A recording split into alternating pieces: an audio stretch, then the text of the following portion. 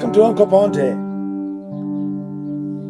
Folks, I am going to delve into a very familiar passage of scripture, but before I do that, I must tell you a story of way back when I was in India traveling around with my friend Raj on our motorbikes. And as we were out in the middle of nowhere, where there was all this bush and scrubland, we saw a shepherd leading his sheep. Now, this is very different to us in our Western way of looking after sheep. But this shepherd ended up that he was walking along the track and the sheep were following him in single file as they meandered up the hill through the scrubland. They didn't try to pass each other. It was very, very uniform and concise and harmonious even.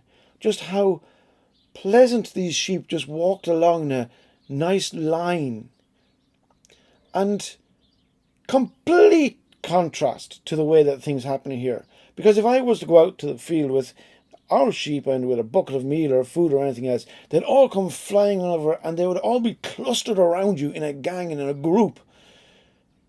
But here they were walking in single file. Now, the thing is that these sheep didn't look like sheep to me. I thought they were goats, and I just remarked to Raj, I said, "Look the way that man is leading his goats." And he says, "No, Nigel, they're sheep. And I'll tell you one thing, they don't look like no sheep that we've got over here." But I take him at his word, they were sheep. But it got me thinking about this passage in John 10, which we've been looking at in our Bible study. And Jesus goes and tells us how it is that this happens. And I just want to read the passage to you, and then we'll delve into it in a little bit of detail, because this should excite you and me no end. "I tell you the truth, the man who does not enter the sheep pen by the gate, but climbs in by some other way, is a thief and a robber. The man who enters by the gate is the shepherd of his sheep. The watchman opens the gate for him, and his sheep listen to his voice." There is the key. "He calls his own sheep by name and leads them out. When he has brought them out, all his own sheep, he goes on ahead of them, and his sheep follow him because they know his voice. But they will never follow a stranger. In fact, they will run away from him because they do not recognize a stranger's voice."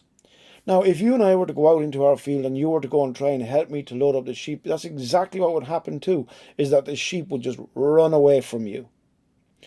Because they don't know you. You're a stranger to them.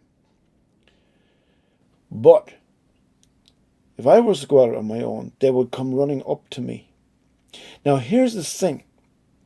In this situation, it's much, much deeper, though, than that. Because the sheep know their names. The shepherd goes and calls them by name, and they answer him. And they follow him out of the sheep pen. Even though there's other sheep there, they will follow him. Then it goes and tells us that he goes on ahead of them and he leads them. And that they will follow him because they know his voice.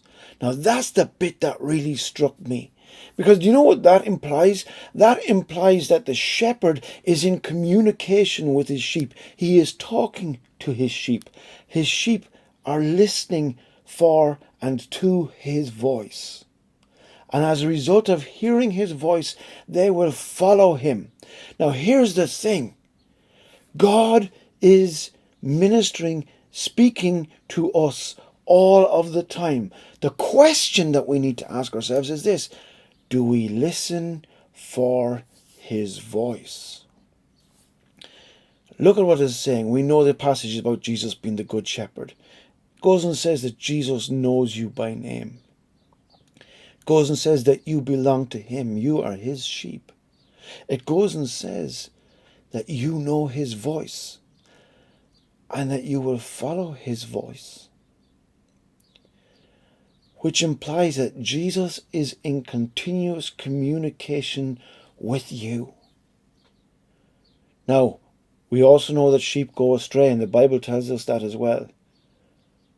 That we all go our own way and do things like that. But they were all trained to hear his voice.